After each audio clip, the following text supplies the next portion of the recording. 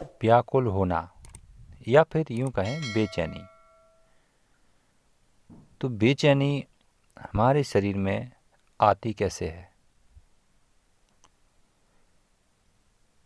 हमारा मन इतना व्याकुल क्यों हो जाता है? हम शांति की ओर जाते हैं परंतु हमें अशांति ही मिलती है। ये बेचैनी हमारे शरीर में आती कैसे है? अगर ये आ जाती है तो फिर ये जाएगी कैसे? कहीं आपका भी ये सवाल तो नहीं है? अगर यह सवाल है आपका तो बने रहें इस ऑडियो के साथ और जानें अपने सवालों के जवाब कि जब हमारे शरीर में बेचैनी आ जाती है, मन व्याकुल हो जाता है, तो होता कैसे है? और अगर हमारा मन अगर व्याकुल हो भी गया है, बेचैनी आ भी गई है, तो इसे दूर कैसे की जाए? तो यह जो बेचैनी है, ये बेचैनी हमारे कर्म द्वारा ही हमें प्राप्त होती है। जैसे झूठ बोलना। यदि हम किसी के साथ झूठ बोलते हैं तो हमें उसके बदले में बेचैनी प्राप्त होती है।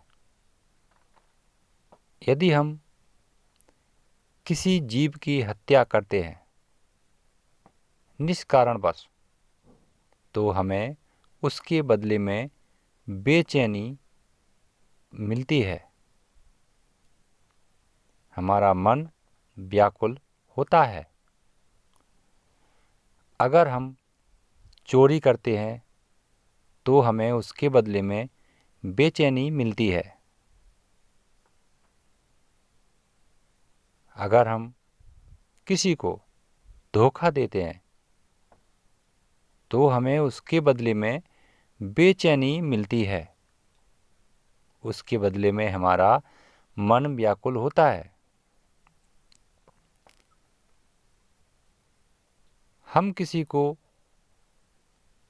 सहारा न दें ज़रूरत होने पर, तो उसके बदले में हमें बेचैनी मिलती है।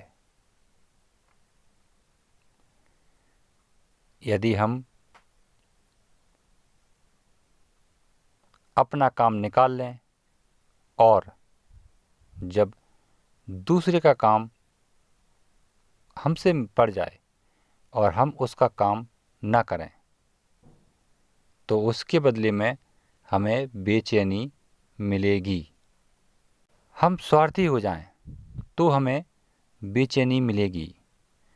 हम लोभी बन जाएं तो हमें बेचैनी मिलेगी। हम मोह में डूब जाएं, हमें बेचैनी प्राप्त होगी।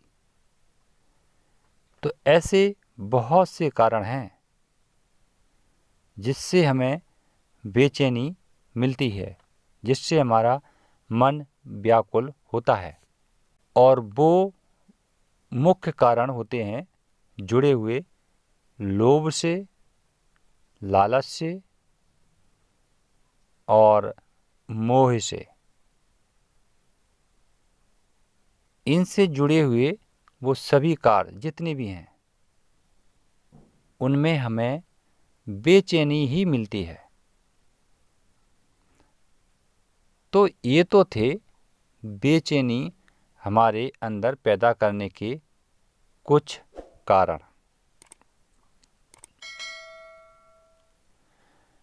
अब अगर हम अपने शरीर की, हम अपने मन की, शरीर की, हम अपने मन की अगर बेचैनी दूर करना चाहें तो उसका रास्ता एक ही है। इन सभी कारों को छोड़ जाना। जितने भी बताए गए काम हैं उन पर नियंत्रण रखना, उन्हें धीरे धीरे करके अपने जीवन से परे कर देना। अगर हम इसका ध्यान रख पाते हैं तो हमारे जीवन में बेचैनी नाम की जो चीज़ है वो सदा के लिए दूर हो जाती है। इन सभी कामों को छोड़कर हमें परमात्मा अर्थात ईश्वर के ध्यान में मग्न होना चाहिए। हमें ओहम और सोहम का जाप करना चाहिए।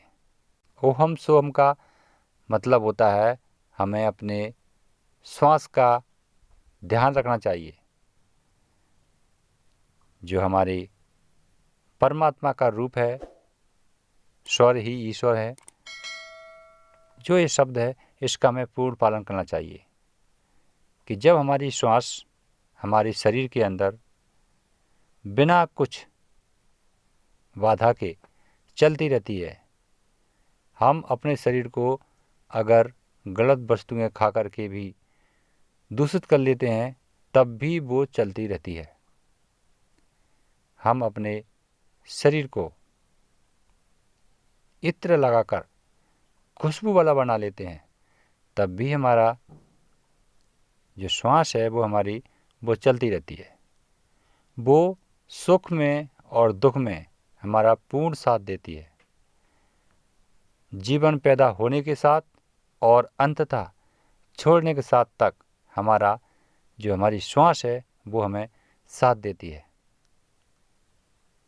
इसलिए कुछ लोगों का मत है कि स्वर ही ईश्वर है।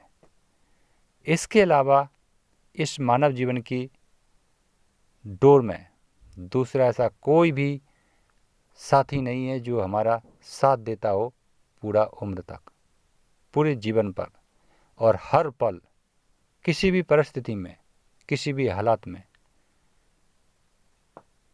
तो हमारी जब श्वास निस्वार्थ भाव से,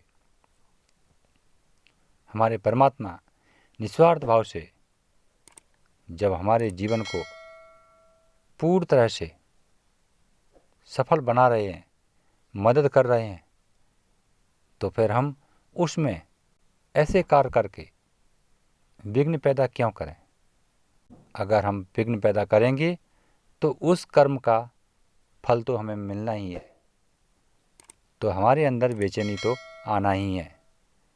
तो बेचैनी का बस एक ही उपाय है, गलत कामों को छोड़ जाना,